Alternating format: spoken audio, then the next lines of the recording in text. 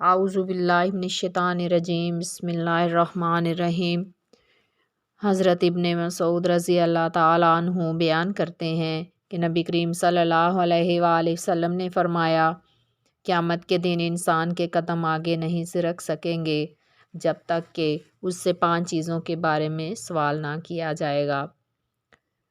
اس کی عمر کے بارے میں کہ اس نے اسے کن کاموں میں ختم کیا، اس کی جوانی کے بارے میں کہ اسے کن کاموں میں پرانا کیا، اور اس کے مال کے بارے میں کہ اس نے اسے کہاں سے کمایا اور کہاں خرچ کیا، اور جن باتوں کا اسے علم تھا ان پر کہاں تک عمل کیا۔ انسان کو جو عمر اور زندگی دی گئی ہے یہ بے مقصد نہیں، بلکہ اس کا مقصد بھی قرآن و حدیث میں واضح کر دیا گیا ہے۔ وقال اللہ تعالیٰ فی القرآن المجید لیبلواکم ایکم احسن عملا۔ تمہیں یہ زندگی اس لیے دی گئی ہے کہ اللہ تمہیں آزمائے کہ کون اچھے اعمال کرتا ہے۔ دوسرا مقصد پھر بیان فرمایا، وما خلقت الجن والانس الا لیعبدون۔ انسانوں اور جنوں کو اس لیے پیدا کیا گیا تاکہ وہ اللہ کی عبادت کریں۔ نبی کریم صلی اللہ علیہ وآلہ وسلم نے اس زندگی کو آخرت کے لیے امتحان گاہ قرار دیا کہ امتحان گاہ کے اندر انسان جس طرح کی کارکردگی دکھائے گا اسی کے مطابق اس کا نتیجہ برآمد ہوگا۔ اسی طرح نبی کریم صلی اللہ علیہ وآلہ وسلم نے دنیا کی حقیقت کو اس طرح بھی بیان فرمایا کہ الدنیا مزرعۃ الآخرات، دنیا آخرت کی کھیتی ہے۔ گویا کھیتی میں کچھ کاش کرو گے تو تبھی کچھ اگاؤ گے، اور جو کچھ کاش کرو گے وہی کچھ آگے آئے گا۔ زندگی کے مقصد اور اس کے انجام کو اس طرح بھی بیان کیا گیا ہے کہ جو لوگ اچھے اعمال کریں گے اللہ انہیں اجر اور جنت دے گا، اور جو بے عمل اور کافر ہوں گے ان کا ٹھکانہ جہنم ہوگا۔ آخرت کا مواخذہ ایک بڑا سخت مرحلہ ہے۔ کسی استاد یا عدالت یا کمیٹی کے سامنے پیش ہو کر اپنے کسی فعل کے بارے میں وضاحت کرنا اور اسے مطمئن کرنا کتنا آسان کام نہیں ہے۔ اس جبار، قہار اور دلوں کے بھیدوں کا علم رکھنے والی ہستی کے سامنے اس کی طرف سے دی گئی ان قیمتی امانتوں کے بارے میں تسلی بخش جواب دینا اور اسے مطمئن کرنا اتنا آسان کام نہیں ہوگا۔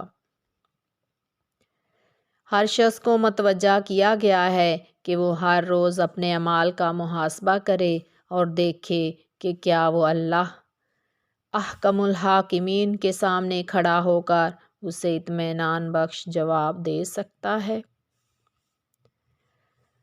نبی کریم صلی اللہ علیہ وآلہ وسلم نے زندگی کے ہر لمحے کو فعال اور قیمتی بنانے اور اسے بے مقصد ضائع ہونے سے بچانے کے لیے ہمیں حکم فرمایا ہے کہ زندگی اپنی صلاحیتوں کو غنیمت جانیں۔ ہم انتظار ہی نہ کرتے رہ جائیں اور زندگی کا وہ حصہ ضائع کر دیں جس میں کچھ کرنے کی صلاحیت موجود ہوتی ہے۔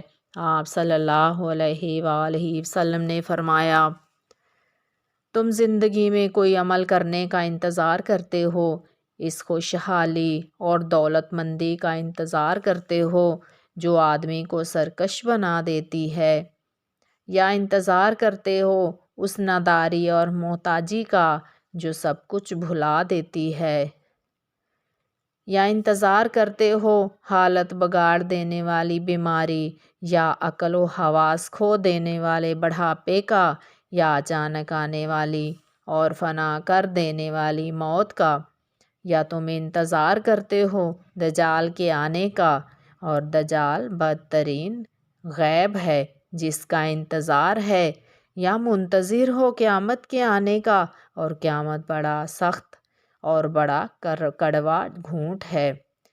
یعنی جو لمحات اس وقت موجود ہیں ان میں کچھ کر گزرو، آنے والے لمحات کی انتظار میں نہ بیٹھے رہو۔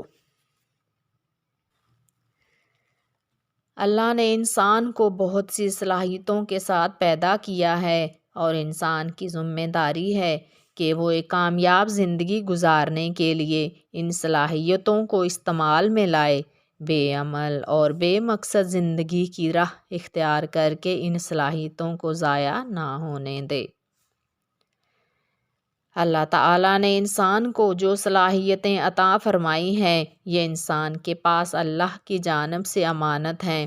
اس امانت کی حفاظت کرنا انسان کی ذمہ داری ہے۔ اس نے دنیاوی زندگی کے بارے میں اسلامی نقطہ نگاہ کا بھی پتہ چلتا ہے کہ اسلام یہ بات پسند نہیں کرتا کہ انسان کی صلاحیتیں بے مقصد ضائع ہوں، بلکہ وہ زندگی کو اللہ کا عطیہ سمجھتے ہوئے اس کے ایک ایک لمحہ کو مفید بنانے کے لیے ان صلاحیتوں کو کام میں لانے کی تلقین کرتا ہے۔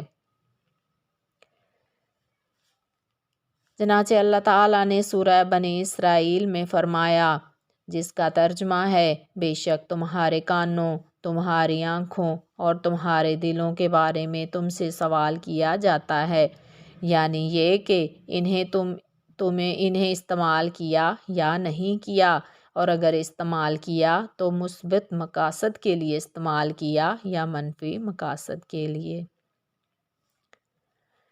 اللہ تعالیٰ کی عطا کردہ صلاحیتوں سے صحیح طور پر استفادہ نہ کرنے والوں کی مذمت سورہ الاعراف کی آیت نمبر 179 میں کی گئی ہے کہ ایسے لوگ حیوانات کی مانند ہیں، بلکہ ان سے بھی گئے گزرے ہیں۔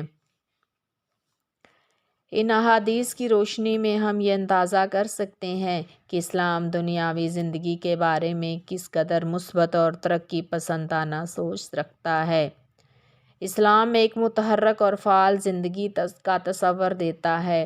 یہاں کوئی راہبانہ تصور زندگی نہیں پاتا کہ اللہ کی عطا کردہ صلاحیتوں کو راہب بن کر ضائع کر دیں، بلکہ انسان ہر لمحے اپنا بھرپور کردار ادا کرنے کے لیے تیار کیا گیا ہے۔ اسلام میں بیکار رہنے اور محض متوکل بن کر راہبوں کی طرح عبادت کرتے رہنے کا تصور نہیں ہے۔